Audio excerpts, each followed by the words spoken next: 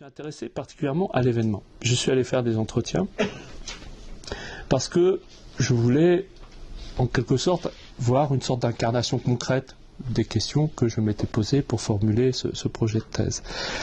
Et là, j'ai été très surpris parce que j'avais une sorte de démenti d'une hypothèse que je m'étais formulée, en ayant fait le travail bibliographique préalable.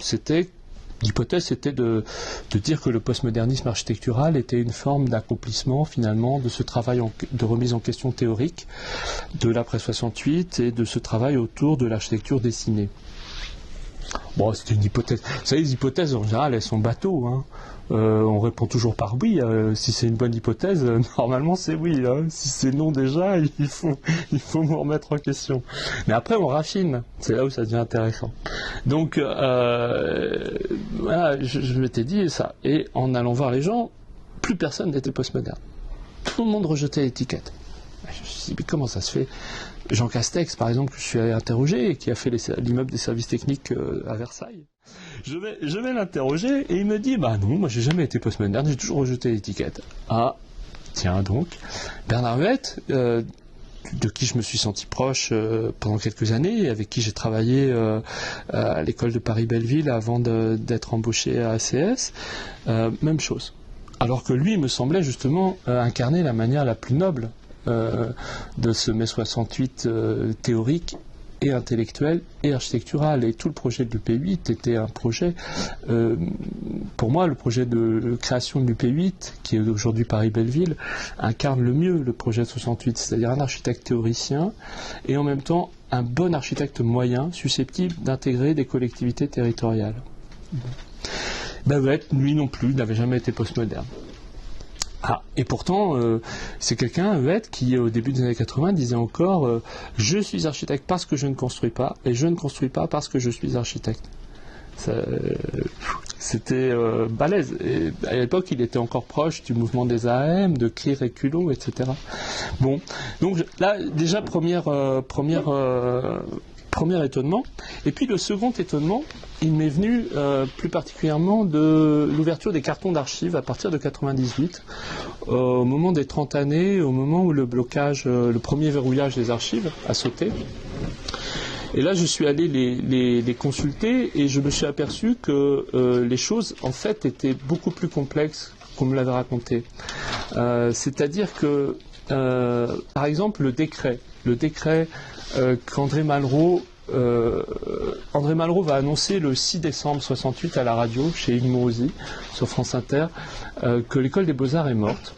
L'école des Beaux-Arts est morte et le prix de Rome, pas le prix de Rome, les avantages liés au prix de Rome sont supprimés.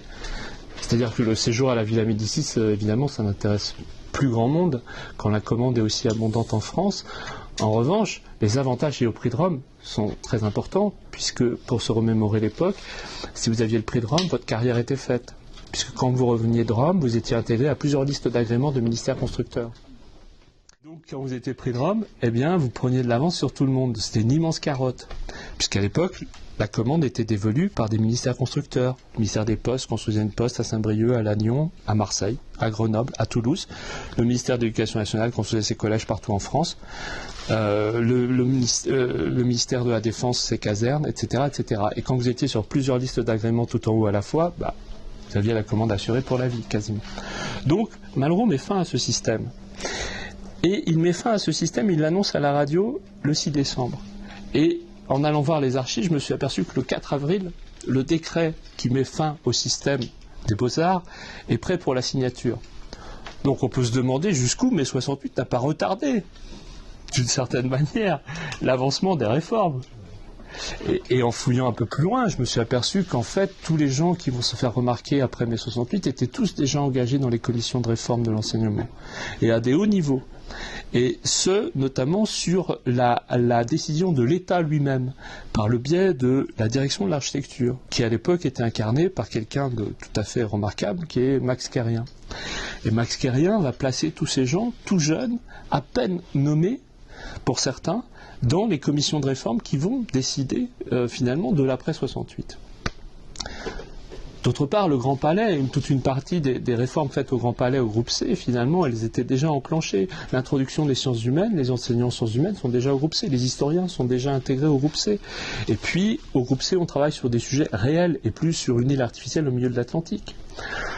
Donc, la révolution des programmes, elle est faite dès 66, d'une certaine manière. Et puis même, on peut la faire remonter plus haut, on peut la faire remonter à la création de l'atelier Candilis en 62. Donc, mai 68, qu'est-ce que c'est finalement ? Ça n'existe pas vraiment, d'une certaine manière. Alors pourquoi on me fait chier depuis que je suis tout jeune avec mai 68, mai 68, mai 68 ? Et chez les architectes aussi, cette légende qui consiste à dire que tout s'est passé en mai 68. Et un de ceux qui m'avait mis aussi la puce à l'oreille, c'était Huette, dans les conversations régulières qu'on avait, où il m'avait bien mis en relief ce fait-là, qu'il fallait aller voir derrière les choses, que les événements, c'était pas une sorte d'aboutissement, c'était seulement un changement de dimension.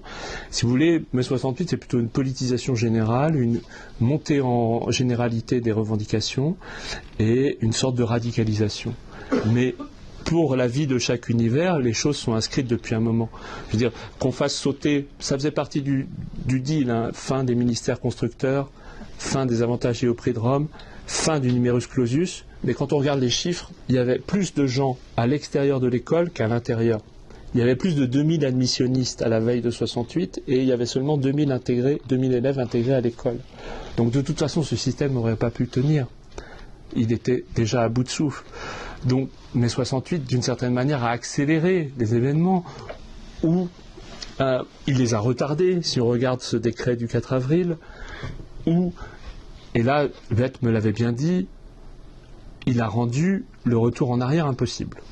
Ça, je pense que c'est la meilleure clé de lecture, c'est-à-dire qu'après 68, on ne pouvait plus reculer.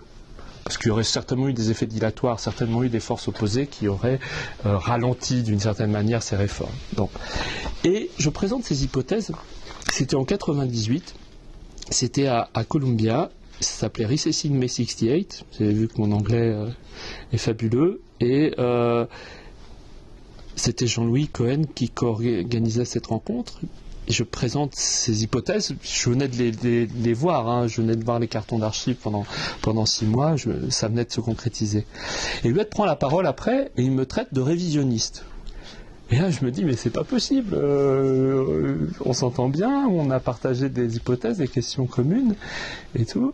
Bon, il m'a pas traité de négationniste, heureusement.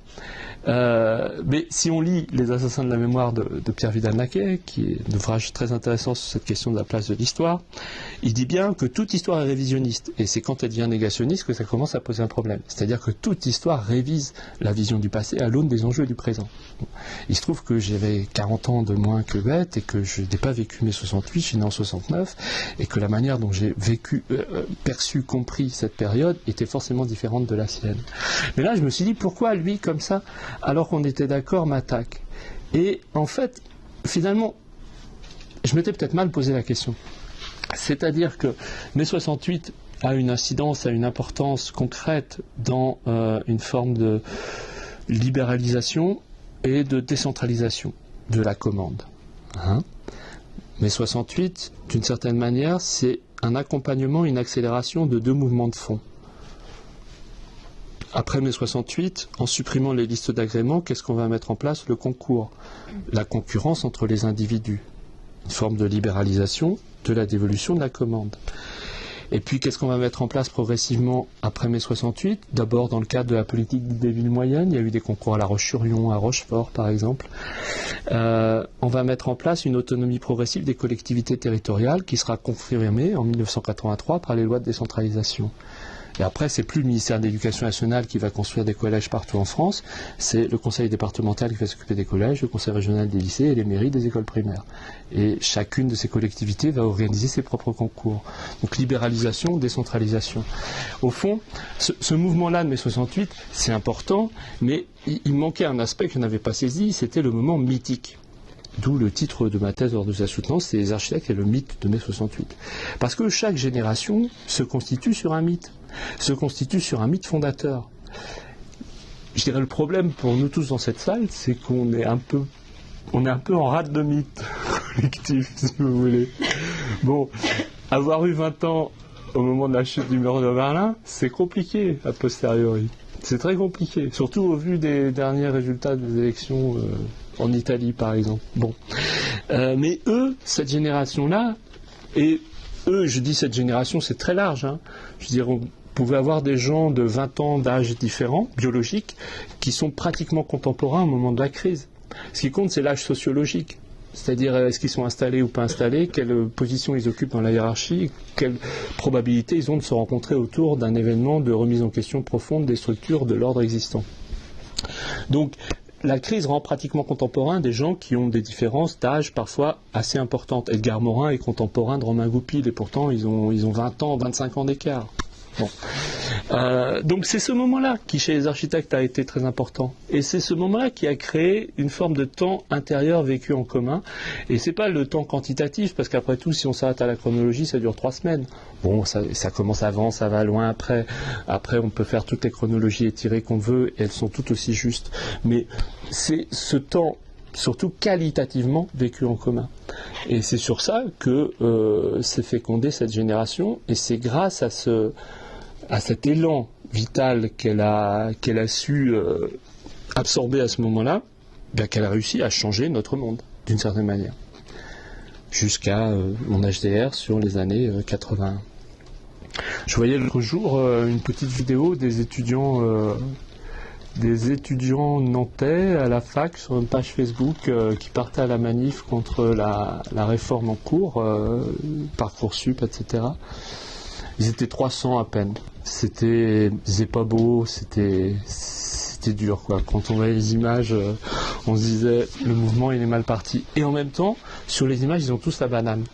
Ils sont souriants, ils y vont, ils sont contents, ils sont ensemble, ils manifestent. Il y a une sorte d'énergie incroyable de ces 300 clampins de 20-25 ans.